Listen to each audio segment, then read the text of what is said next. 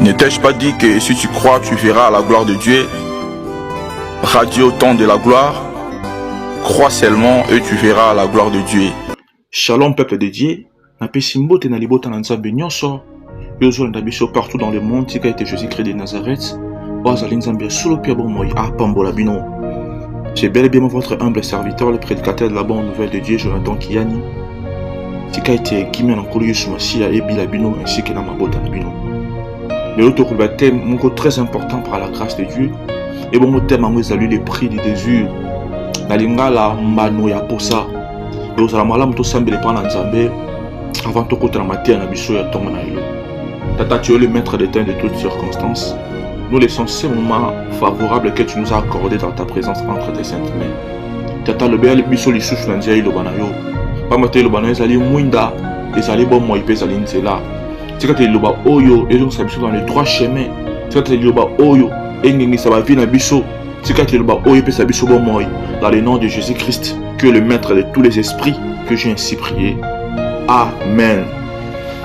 Merci une fois de plus. Dans le bandel Kobaye te thème na biso salut le prix du désir. Na linga la mbano ya posa. Sans plus tarder, tu retiens le bananzambe dans le Mukanda Jish chapitre 11. Pour raison des temps, tu vas verset 30 jusqu'à 30. Deuxième verset, tu vas sauter verset 33, tu vas verset 34 jusqu'à 36e verset. Je lis rapidement au nom de Jésus. Je te fis un vers à l'Éternel et dit, si tu livres entre mes mains le fils d'Amnon, quiconque sortira des portes de ma maison au devant de moi, à mon retour de chez le fils d'Amnon, sera consacré à l'Éternel, et je l'offrirai en holocauste. Jephthé marcha contre les fils d'Amnon, et l'Éternel le livra entre ses mains.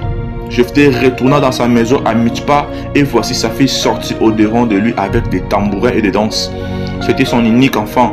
Il n'avait point de fils et point d'autres filles. Dès qu'il la vit, il déchira ses vêtements et dit, ah ma fille, je me jette dans l'abattement. Tu es au nombre de ceux qui me troublent. J'ai fait un vœu à l'Éternel et je ne puis les révoquer.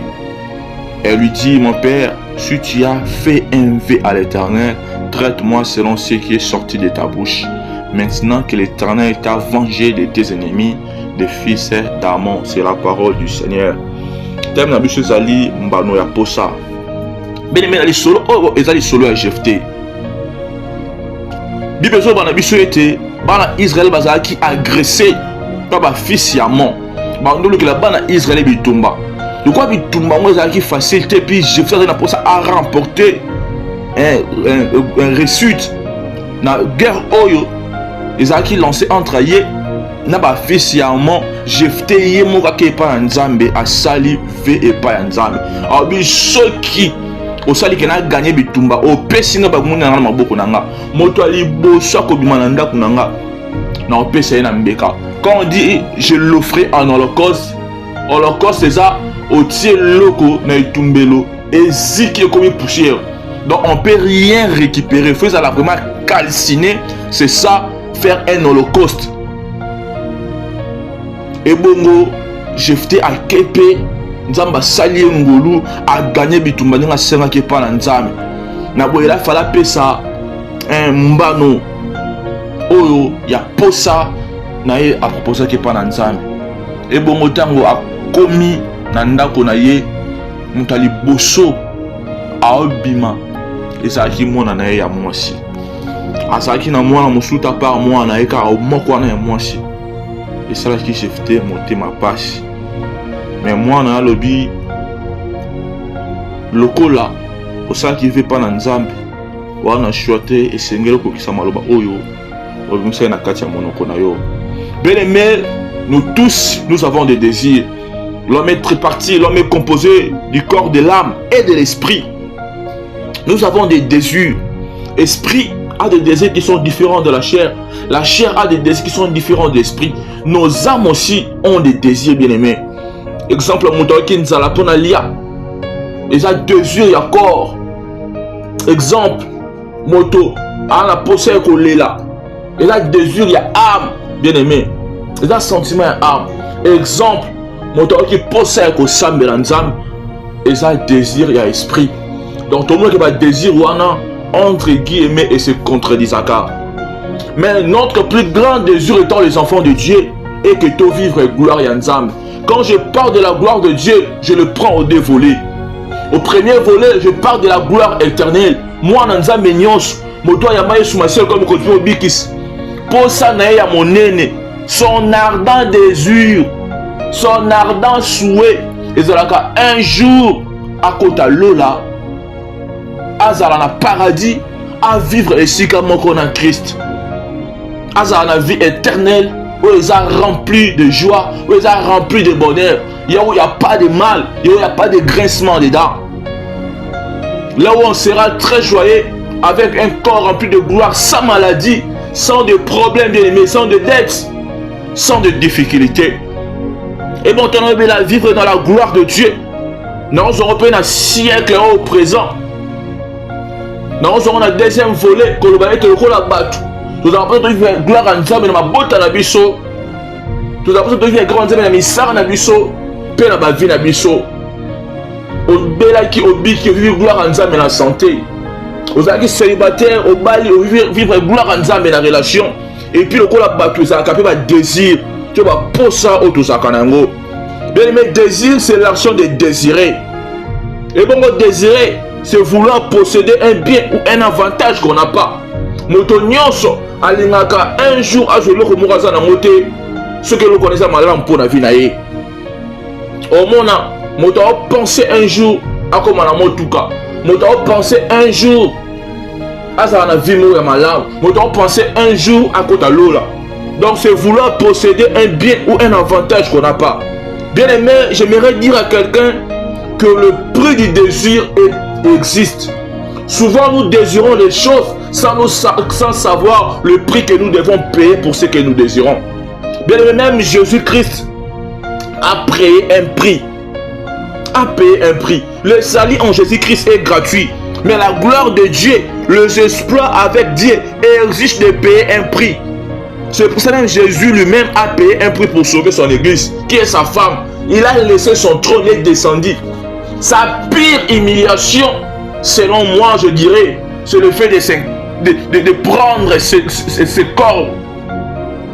Et ça, le corps, la moto, ça, la biscuit. Ami, comme ça, il va comme ça, biscuit. Lui qui est le créateur de toutes choses. Ami, comme ici, il y a une créature. Juste pas sauver une créature, il y a mon salaki. Quelle humiliation que Jésus avait subi. Bien aimé, mbano yaba posa ezalaka. Et puis posa nyonso ezalaka na mbao nango. C'est pour ça qu'il dit, on ne se moque pas de Dieu. Ce qu'un homme aura sémé, il le moissonnera, bien aimé. Le prix du désir existe. Tu veux aller au paradis, accepte Jésus-Christ comme ton Seigneur et Sauveur. Accepte-le de tout ton cœur. Tika sorcellerie, tika kimoyibi, tika kindumba, tika mafia, tika manamibala bateau. Le Seigneur le paye prix, bien aimé. Tu veux devenir riche, tu dois travailler, tu vas aider les autres avec tes biens. Bien aimé, comment quelqu'un veut aller au paradis? Mano kokate, quoi enterrer sa vieille chair, alors qu'on va crucifier ma poste en autres. Comment quelqu'un qui veut être riche, ma kabakate, à comment la moto n'a pas changé là, bah bien n'a pas chrétien, à souma batote, yema soua kana monoko. Si tu veux être intelligent, bien aimé, tu dois te concentrer aux études et tu dois aimer les études. Il faut toujours apprendre, il faut amourer, il y a pas lire un peu ma connaissance. Mais rien ne vient par hasard. Dieu n'est pas le Dieu d'hasard. Tu dois payer le prix qu'il faut pour que tu puisses vivre les choses que tu espères, bien aimé. Bartimée a recouvert la vie parce qu'il avait crié. Si tu lis dans le livre de Marc chapitre 10 verset 48 à 49, tu vas voir que c'était Bartimée. Mais Bartimée de Ganga, fils de David, aie pitié de moi. Il a payé le prix pour qu'il puisse recouvrir la vie, bien aimé. Tu vas voir Zachée dans le livre de Luc chapitre 19 verset 1 à 5. Zachée a monté au sycomore pour voir Jésus. Et Jésus a tiré son attention vers lui. Zachée a payé le prix qu'il faut pour que Jouana a joué miséricorde d'Anzam. La femme à la perte de sa lobby a né pendant 12 ans. À mon ami, elle a aussi payé le prix. Elle s'est introduite dans la foule. Na nenga sima. Tu es dit tout le monde va ça. Bah nous sommes couchés pour l'étouffement la foule. Mais moi aussi à côté de la foule. Quand on dit foule, c'est que c'est la foule. Et ça 1000 personnes, là 500 personnes. Quand on dit la foule, il faut s'attendre à 10 000, 20 000 personnes. Mais pour la Simba Yesu, dans mon cadet Marc chapitre 5, verset 25 à 27 verset. Et elle a entré par derrière jusqu'à toucher l'habit de Jésus. Cette femme a payé un prix. Bien-aimé, j'aimerais dire à quelqu'un, tu dois faire quelque chose et Dieu interviendra à votre faveur. Le choix t'appartient. Bien-aimé, soit au mythique et puis lobby au monika ba passe na vie na yo, soit lelo au bundi pour le seka na vie na yo. Le choix t'appartient. Nenga moto moka tellement na prière moko na elo. Nenga moto moka doit décision na moko na elo. Nenga moto moko azwa kanda ya ko sambele pa na nzambe, ya ko payer le prix qu'il faut. Ya ko pa nzambe nzambe. Si on sait qu'on comme boy na sala ofélina pour yo. Si on sait qu'on a sala boy, na sala boy pour na ko bango na sentimenté. Le bango avec motema no mobimba. Olinga nzamba sela oni. Et bon prier ozobongisa ko foute pa na nzambe. La vie est basée sur le principe bien-aimé. Na lui makambo belé, mais pour faute de temps on a sali fort. Na kangisango bien-aimé. Tu dois payer le prix qu'il faut. Tu dois payer le prix qu'il faut. Et là, tu me soutiens ma famille. Oh, nzamba suma.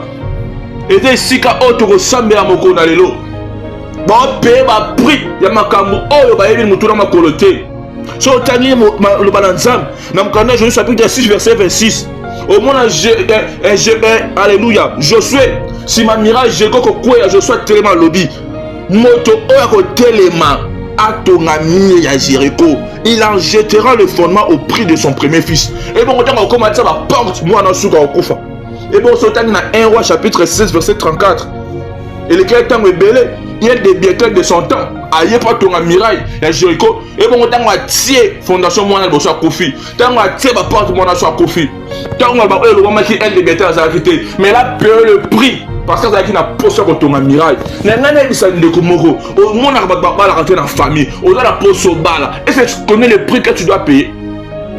Au monde dans la famille, on a la pose au bon. Est-ce que tu sais le prix que tu dois payer? Si tu veux rester croiser les mains en disant que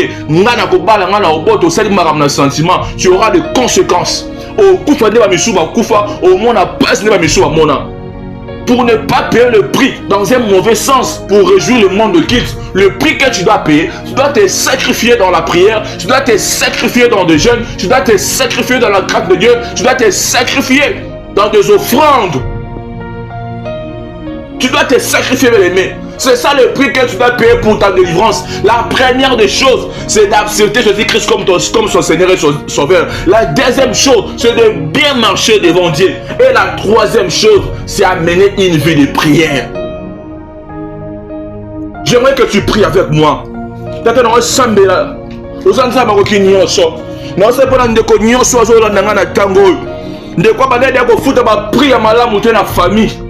Oh, de quoi on pose ça à l'autre bunda. Pour la makambe que madame ya libota makambo simba te. Tata sembo a loboko. Non ça pour na ndeko mo mabo simba te tata. Non c'est pour na ndeko moko a futa ba mbano. Ya ba pose ya bato mosusu. Tata sembo la loboko. Bato mosusu ba pona ba posa na bango. Ba ngena ko kutala ba nganga. Ba kangaki libota, ba kangaki bato, ba kangaki misala, ba kangaki mabota, ba kangaki bozui. Et bon lelo, bango ba payer ka prix. Papa comment m'a commis qu'on dira plus de cet adage en Israël que le père a mangé les raisins verts et les enfants il est dans engagé. Père épargnez mon tonnion so. On a pas quand ma prignon sur ma bé, ma prignon so. Ya bato ma bé ko le épargner nango. Non ça pour ndeko moko, non ça mbana ndeko moko, ndeko nyonso, a sambela tata, pourquoi mutu munene, il paye le prix par des prières, il paye le prix par la grâce de Dieu, il paye le prix par des offrandes, il paye le prix par des vœux. Kolo yokaye mawa, kolo yokaye mawa, kolo yokaye mawa, vie n'a échangé, y'a pas tato la nzam, y'a pas mon monnaie na nzam, y'a pas mon monnaie na nzam, y'a pas mon monnaie na nzam, kolo kayisa moto moko moko na elo.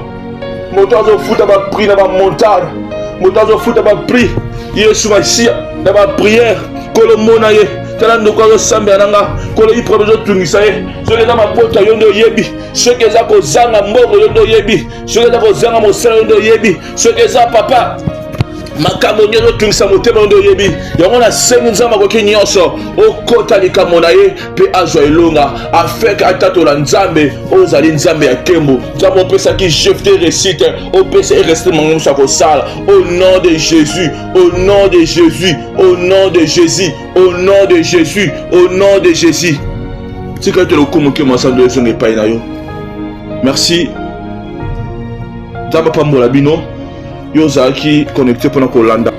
Radio Temps de la Gloire, vis ta gloire avec le Maître suprême Jésus-Christ de Nazareth.